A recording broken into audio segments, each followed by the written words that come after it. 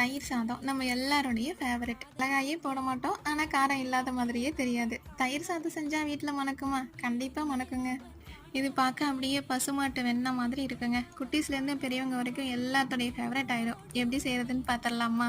இதோட சைடிஷ்க்கு உப்பு மிளகாத்தூள் மட்டும் போட்டு கொஞ்சமாக உருளைக்கிழங்கு ஃப்ரை பண்ணி வச்சுருக்கேங்க. இப்போ நம்ம தயிர் சாதத்துக்கு சுடு சாப்பாட்டை நல்லா குழச்சி எடுத்துட்டு கூட 1 கப் தயிரை நல்லா கடைஞ்சி வச்சுக்கோங்க. கடாயில் எண்ணெய் ஊற்றி கடுகு பொரிஞ்சதும் கொஞ்சமாக இஞ்சி, ஒரு 10 மிளகு, 1 ஸ்பூன் ஜீரகம், கொஞ்சம் கருவேப்பிலை போட்டு தாளிச்சிக்கலாம். இப்போ அடுப்பை டோட்டலாக சிம் பண்ணிவிட்டு நம்ம கடைஞ்சி வச்சிருந்த தயிரை ஆட் பண்ணிக்கலாம். உப்பு, குழச்சி வச்சிருந்த சாதத்தை ஆட் பண்ணி நல்லா கிளறிக்கலாம். இப்போ அடுப்பை ஆஃப் பண்ணிக்கலாம். ஆஃப் பண்ணிவிட்டு கருவேப்பிலை, கொத்தமல்லி இலை, அதுக்கப்புறம் மாதுளை முத்து இதை ஆட் பண்ணி கார்னிஷ் பண்ணிக்கலாம். இது கூட கருப்பு திராட்சை, வெள்ளரி பிஞ்சு, பச்சை மாங்காய் எது வேணாலும் ஆட் பண்ணிக்கலாங்க. இப்படி ஒரு டைம் செஞ்சு குட்டீஸ்க்கும் வீட்டில் இருக்கிறவங்களுக்கு கொடுங்க. மறக்காமல் நீங்கள் சாப்பிட்டு பார்த்துட்டு எப்படி இருந்ததுன்னு கமெண்ட்டில் சொல்லுங்கள். இந்த மாதிரி இன்ட்ரெஸ்டான ரெசிபீஸ்க்கு நம்ம ஃபுட் பிளேட் சேனலை சப்ஸ்கிரைப் பண்ணி ஃபாலோ பண்ணிக்கோங்க. தேங்க்யூ.